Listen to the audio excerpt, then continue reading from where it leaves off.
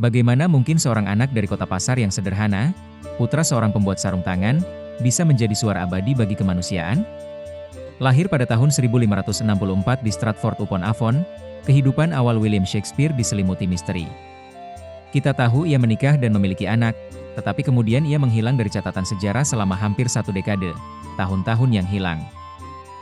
Apa yang terjadi selama waktu itu? Perjuangan apa yang ia hadapi? Apa yang akhirnya memicunya untuk meninggalkan keluarganya dan mempertaruhkan segalanya demi panggung teater London yang belum teruji? London pada era Elizabethan adalah kuali ambisi yang mendidih, dan di sanalah Shakespeare menemukan panggilannya. Ia tidak hanya menulis, ia berakting, berinvestasi, dan menjadi salah satu pemilik kelompok teater paling sukses, The Lord Chamberlain's Men. Globe Theatre yang ikonik, Okayu, miliknya, menjadi pusat dunianya. Di panggung terbuka inilah ia memikat para bangsawan dan rakyat jelata dengan komedi jenaka seperti A Midsummer Night's Dream, dan drama sejarah epik seperti Henry V. Bagaimana ia bisa begitu produktif, menghasilkan satu demi satu karya masterpiece sambil mengelola bisnis teater yang kompetitif? Karyanya berubah menjadi sangat kelam. Mungkinkah kematian putranya satu-satunya, Hamnet, yang memicu perubahan ini? Ia menciptakan tragedi-tragedi terbesarnya, Hamlet, dengan pangerannya yang merenung, Othello, yang dihancurkan oleh kecemburuan, King Lear, yang menjadi gila di tengah badai. Ini bukan lagi sekadar hiburan. Shakespeare memaksa penontonnya untuk menghadapi pertanyaan paling sulit. Apa arti keadilan? Bagaimana kekuatan merusak jiwa? Dan apa yang tersisa ketika segalanya telah hilang? Apakah ia menulis dari pengamatan, atau dari luka pribadinya sendiri?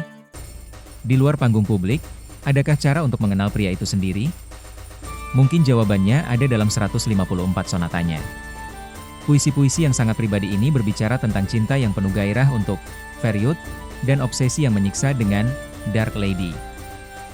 Melalui sonata, kita merasakan kerentanan, kerinduan, dan ketakutannya akan kefanaan, sisi Shakespeare yang jarang terlihat di bawah sorotan panggung.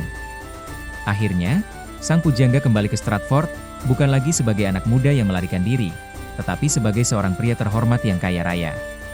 Ia meninggal pada tahun 1616, dan bisa saja karyanya mati bersamanya. Namun, teman-temannya mengumpulkan naskahnya dalam vers folio, menyelamatkan separuh dramanya dari kelupaan. Warisannya bukanlah kekayaan atau tanah, tetapi kata-kata, ribuan kata yang ia ciptakan dan berikan kepada kita. Jadi, pertanyaan terbesarnya bukanlah siapa dia, tetapi bagaimana dia terus hidup di dalam diri kita. Setiap kali kita berbicara tentang patah hati, atau jatuh cinta, kita menggemakan suaranya. William Shakespeare tidak hanya menulis tentang dunia, ia menciptakan dunia kita.